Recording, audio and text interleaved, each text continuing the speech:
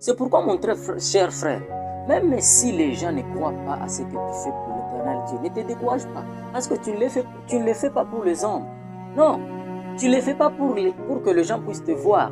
Ce ne sont que des païens qui font des choses pour que les gens puissent leur voir.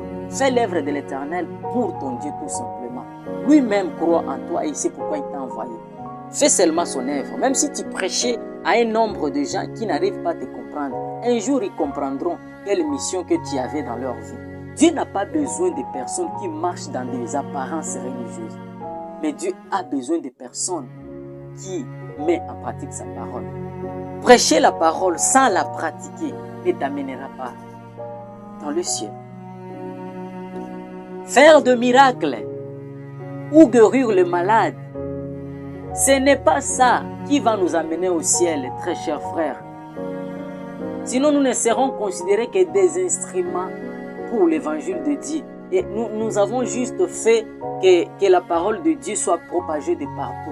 Nous étions que des instruments. Vous allez voir, la Bible dit que plusieurs diront, Éternel Dieu, nous avons guéri les malades en ton nom, nous avons prêché, nous avons fait ceci, cela en ton nom. Mais l'Éternel Dieu, Jésus-Christ vous dira, je ne vous connaissais pas.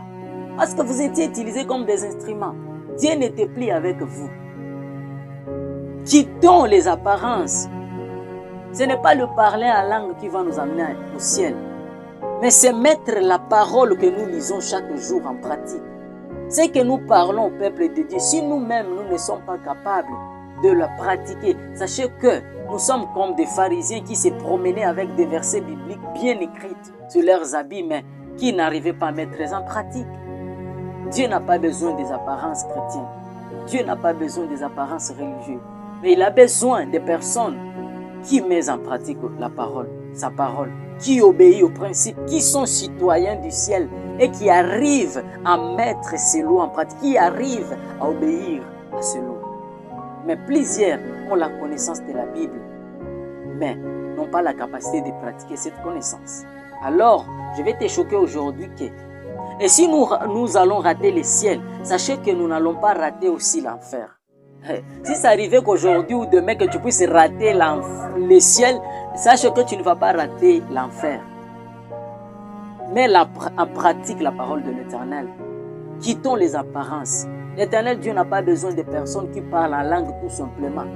Il n'a pas besoin seulement de personnes qui guérissent les malades, qui prêchent la parole de Dieu, mais qui n'arrivent pas à se conformer aux Écritures de la Bible.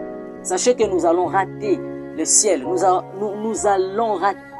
allons rater son arrivée. Qu'au moment qui viendra, il ne va pas nous prendre parce que nous avons négligé cette partie de mettre en pratique sa parole. Nous avons juste pris l'essentiel de connaître.